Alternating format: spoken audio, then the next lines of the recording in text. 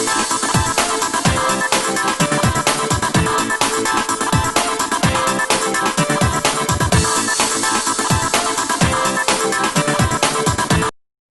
Defence lovers, welcome to my channel. आप देख रहे हैं रियल डिफेंस। आज की हेडलाइंस कुछ इस प्रकार है। क्या राफेल लद्दाख में डिप्लॉय होगा तो क्या प्रॉब्लम फेस करनी पड़ेगी? चाइनीज ड्रोन्स को टैकल करने के लिए हिमाचल प्रदेश पुलिस का सुझाव। भारत मॉरिशस के बढ़ते संबंध। बोइंग और मित्सुबिशी ने साइन की F-15 अपग्रेड की एग्रीमेंट। आगे बढ़ने से पहले आप सभी के सपोर्ट की ज़रूरत है। सपोर्ट करने के लिए आप सभी हमारे चैनल को सब्सक्राइब कीजिए। क्या राफेल लद्दाख में डिप्लॉय होगा तो क्या होगा? चाइनीज एयरफोर्स के खतरे को देखते हुए इंडियन एयरफोर्स की योजना वर्गीकृत है। पीएलए आर्मी के खिलाफ बुनियाद उन्नति 2018 गगन शक्ति पैन भारत हवाई अभियान के दौरान भारत सफलतापूर्वक परीक्षण करने के लिए रखी गई थी। रणनीति सरल है: फैलना, अवशोषण, पुनः प्राप्ति और प्रतिशोध।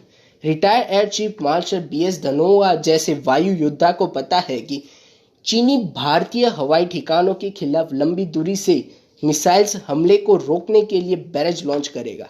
IAF की एक सीनियर ऑफिसर का कहना है कि हवाई क्षेत्र को बंद रखने के लिए चीन को 220 बैलिस्टिक मिसाइल्स की जरूरत होगी।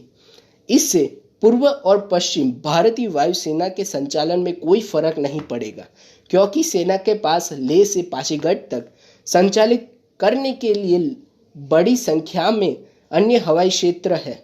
अगर पीएलए एयरफोर्स सिर्फ 3 हवाई अड्डे पर हमला करती है तो उसे अकेले रनवे और टैक्सी ट्रैक पर हमला करने के लिए प्रतिदिन 607 बैलिस्टिक मिसाइल्स चाहिए। रिसर्च के अनुसार 1000 से 1200 मीडियम रेंज बैलिस्टिक मिसाइल और शॉर्ट रेंज बैलिस्टिक मिसाइल का स्टॉक 3 दिन में खत्म हो जाएगा, जिसमें कमांड एंड कम्युनिकेशन सेंटर्स और एयर डिफेंस यूनिट्स को निशाना बनाया जाएगा। हालांकि भारत के पास आयरन डोम या पैट्रियट डिफेंस सिस्टम नहीं है अपने एयर बेसिस को प्रोटेक्ट करने के लिए, पर भारत के पास ऐसी कला है जिसमें रनवे को रिपेयर करके ऑपरेशनलाइज सिर्फ 6 घंटे में ही हो जाएगा। इसी खूबी को गगन शक्ति के वक्त टेस्ट किया गया था।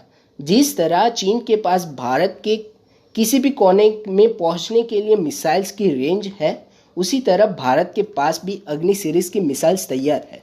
उसे ले जाने के लिए भारत के पास सुखोई और राफेल जैसे लड़ाकू विमान तैयार है, जो पिन पॉइंट एक्यूरेसी के साथ 30 टन वजन को ले जा सकता है।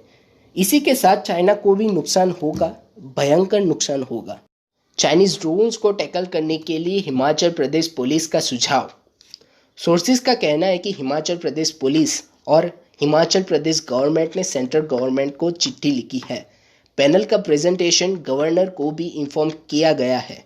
चाइनीज ड्रोन से निपटने के लिए हिमाचल प्रदेश पुलिस ने सुझाव दिया है कि बॉर्डर से सटे इलाकों में एयर डिफेंस सिस्टम्स तैनात किए जाए, जिससे ड्रोन्स पर कड़ी नज़र रखी जाए। एयर स्ट्रिप्स के साथ साथ बॉर्डर के सटे इलाकों में एडवांस लैंडिंग ग्राउंड और हेलीपैड्स भी बनाए जाए।